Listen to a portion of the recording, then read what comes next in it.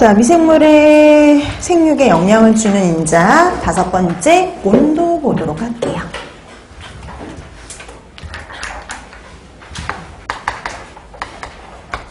자, 우리가 보면 미생물을요, 증식하는 온도대별로 나누게 되면 전균, 중균, 콩균 이런 식으로 나눌 수가 있죠. 근데 우리가 보니까 대다수의 부패세균들, 식중독균들은 뭐에 해당이 되냐면 중온균이 해당이 됩니다. 자, 그래서 우리가 보면은 대다수는 중온균이다 라고 보시면 돼요. 대다수는 중온균입니다. 제일 흔한 게 중온균이죠. 그래서 부패와 관련된 대부분의 부패세균들, 부패균들, 그 다음에 식중독균들은요, 온도대로 따졌을 때, 증식 온도대로 따졌을 때 중온균에 해당이 된다. 이렇게 보시면 돼요. 대다수는 중온균이야. 그러면 저온균이나 고온균이 문제를 안 일으키냐? 저온균이나 고온균 중에도 문제를 일으킬 수가 있지요. 그 중에서 또 저온균 중에 특히 문제가 되는 게 있어요. 저온균. 그 저온균의 대표가 되는 건 슈도모나스입니다.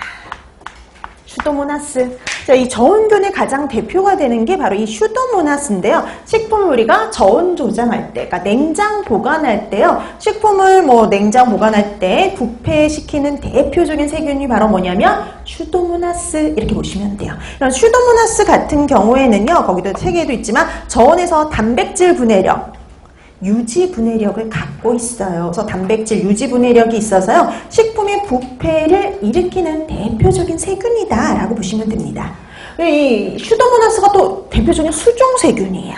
또 대표적인 수종세균이란 말이죠. 그래서 수종세균들이 좀 뭐가 많으냐면은 저온균들이 많아요. 그러니까 우리가 보통 이런 육지에서 잘 생육하는 균들보다 이 물속에서 이렇게 잘 생육하는 균들이 저온균들이 훨씬 더 많습니다. 그래서 보통 이제 수종세균들이 저온균이 많은데 그의 가장 대표적인 게 슈도모나스라고 보시면 돼요. 그래서 여러분 앞에서 그 얘기도 했었죠. 이 슈도모나스가 가장 대표적인 수종세균이다 보니까 또 뭐에 되게 우점종이었냐면 어패류의 우점종이었죠. 그래서 이 슈도모나스가 보통 문제가 나올 때, 이 어패류의 우점종이다, 요거와 함께 저온균이 같이 나올 때가 많죠.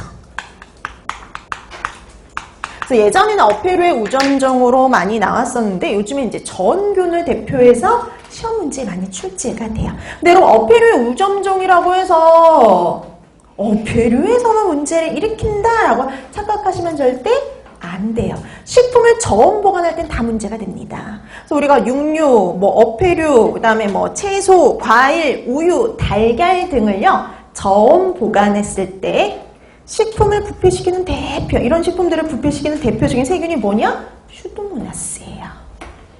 왜냐면 이 슈도모나스가 그 수종세균의 대표이기도 하지만은요, 토양에서도 발견되는 세균이기도 하거든요. 그래서 여러 군데에서 문제를 일으킵니다. 자, 그래서 저온균 얘기에 나오면 식품을 저온 보관 중에 문제를 일으키는 균, 부패를 시키는 균을 찾아라 라고 하면 슈도모나스 이렇게 찾아주시면 되는 거죠. 그러니까 이건 시험 문제 여러 번 출제됐던 것들이에요. 자, 그 다음에 그 외에도 고온균도 있긴 있어요. 이 고온균은 말 그대로 열에 잘 견디는 균을 의미를 하는 거죠. 열에 잘 견디는 균, 그게 바로 고온균이에요. 그래서 이렇게 고온균 같은 경우에는 보통 이 지방들이요, 포화 지방들이 많기 때문에 이렇게 온도가 올라가도 잘 녹지를 않아가지고 우리가 막의 유동성을 유지하기 때문에 견디는 게 가능한 균들이에요.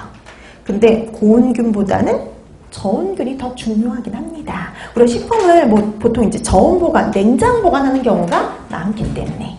자, 그래서 여러분들 이렇게 중온균과 저온균 확인해 두시면 되겠고요. 그 다음에 위험온도대라는 말이 나오죠. 보통 우리가 이걸 뭘 위험온도대라고 얘기를 하냐면 미생물 증식, 세균 증식이 활발하게 일어나는 온도대예요. 자, 그럼 보통 위험온도대 그러면은 5에서 60도씨입니다.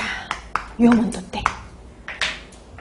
5에서 60도씨에서는요, 세균이 활발히 증식할 수 있다는 소리예요. 그래서 우리가 보통 냉장고의 온도 5도씨 이하라고 유지하라는 이유가요, 바로 위험온도대가 5에서 60도씨 사이거든요.